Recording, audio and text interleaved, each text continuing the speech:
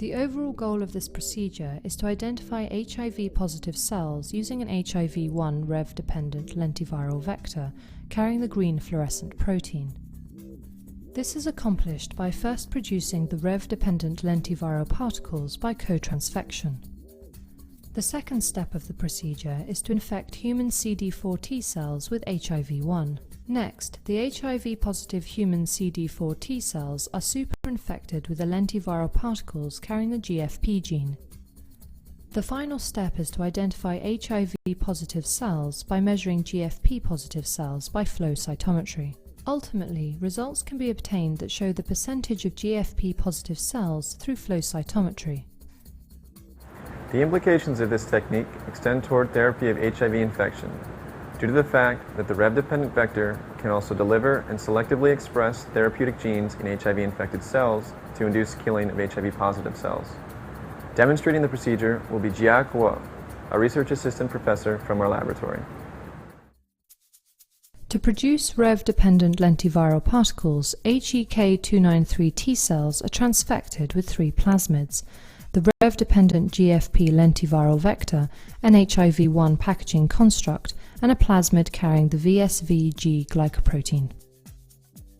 1 day prior to plasmid transfection, seed 2 × 10⁶ HEK293 T cells in 10 ml of medium in a 100 mm Petri dish. Grow cells overnight at 37 degrees Celsius, 5% carbon dioxide. On the following day, replace the supernatant from the cells with 5 ml of fresh medium, then continue to culture the cells for 4 hours at 37 degrees Celsius, 5% carbon dioxide. Prepare transfection reagents before the end of the 4-hour incubation. The HEK293 T cells will be transfected with the 3 plasmids at a ratio of 10 micrograms of Rev-dependent GFP lentiviral vector, 7.5 micrograms of HIV-1 packaging construct, and 2.5 micrograms of VSV-G glycoprotein. First, premix the 3 plasmid DNAs at the desired ratio. Then, set up 2 5 ml polystyrene tubes. Add 480 microliters of 2 × HBS buffer to the first tube. To the second tube, add 60 microliters of 2 molar calcium chloride buffer, the plasmid DNAs, and the transfection buffer to a total volume of 480 microliters. Next, add the plasmid DNA calcium chloride mixture dropwise to the 2 × HBS tube. Incubate at room temperature for 30 minutes. A fine precipitate will gradually form. Now add all 960 microliters of the mixture dropwise by pipette to the HEK293 T cells. Incubate at 37 degrees Celsius, 5% carbon dioxide overnight. The next day, remove the supernatant and add 10 ml of fresh medium. Incubate the cells again at 37 degrees Celsius, 5% carbon dioxide overnight. At 48 hours post-transfection, harvest the virus by removing the supernatant and transferring it into a 50 ml sterile tube. Add 10 ml of fresh medium into the Petri dish and continue to culture overnight. Store the virus supernatant at 4 degrees Celsius.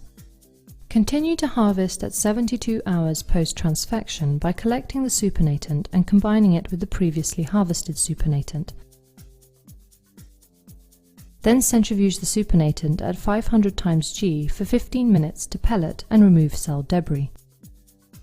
After centrifugation, collect the supernatant and transfer it into a new tube. Then filter the supernatant through a 0.22 micromolar millipore filter. The virus will be further concentrated through a size exclusion column, which will be demonstrated next. To concentrate viral particles, load the viral supernatant into a size exclusion column and centrifuge at 6000 × G at 4 degrees Celsius for 15 minutes. Collect the concentrated viral supernatant, setting aside about 100 microliters for determining the viral titer. Aliquot the rest and store at -80 degrees Celsius. Determining viral titer is one of the most critical aspects of this procedure. A higher multiplicity of infection is needed for a superinfection of cells with the GFP lentiviral vector in order to obtain a percentage of GFP-positive cells detectable by flow cytometry. To determine viral titer, a TNF-treated HIV-1 positive GERCAT cell line will be infected with the viral supernatant. These HIV-1 positive cells are cultured in a 96-well plate at 2.5 times 10 to the 5 cells per milliliter in a total volume of 100 microliters. Prepare 6 serial 10-fold dilutions of the Rev-dependent lentiviral particles for infecting the HIV-1 positive cells. Add 100 microliters of each serial dilution of virus to each well of cells. Incubate in a 37 degrees Celsius carbon dioxide incubator for 7 days. The titer of the particle is estimated by observing GFP-positive cells under a fluorescent microscope.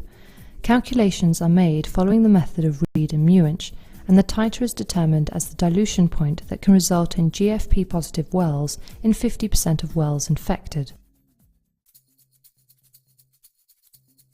To mark HIV-1 positive cells with the Rev-dependent lentiviral particles, a human CD4 T cell line will first be infected with HIV-1. We use 2 times 10 to the 5 cells for each infection.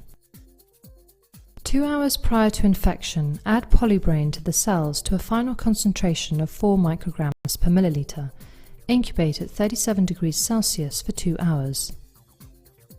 Next, infect cells by pipetting the HIV solution into one of the 5 milliliter tubes. The other 2 tubes of cells are not infected and will serve as controls.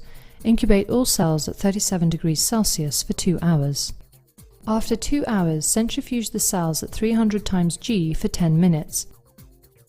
Wash away the cell-free virus by discarding the supernatant and resuspend cells in fresh medium at a concentration of 2 times 10 to the 5 cells per milliliter. Culture at 37 degrees Celsius for 48 hours. After 48 hours, the HIV-infected cells are ready for infection with the Rev-dependent lentiviral particles. Use 2 times 10 to the 5 cells per infection. Add 100 microliters of lentiviral particles to the HIV-1 infected cells. As a control, HIV-1 uninfected human CD4 T cells are also infected with 100 microliters of lentiviral particles. Incubate the cells at 37 degrees Celsius overnight. On the following day, replace the spent medium with fresh medium and resuspend cells at a concentration of 2 times 10 to the 5 cells per milliliter. 48 hours post-superinfection, pellet the cells by centrifugation and then resuspend in 500 microliters of 1% paraformaldehyde. Transfer the resuspended cells into a flow cytometer tube for flow cytometry analysis.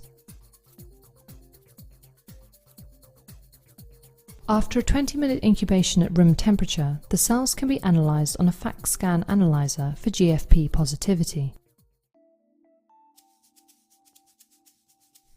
If the experiments are successfully performed, the Rev-dependent lentiviral vector VNL-GFP-RRESA will permit the highly specific detection of replicating HIV in living cell populations through measurement of green fluorescence protein GFP expression. In this example, harvested CEM-SS cells were stained with a PE-labeled rat monoclonal antibody against mouse CD24-HSA and then analyzed on a flow cytometer for both HSA and GFP expression.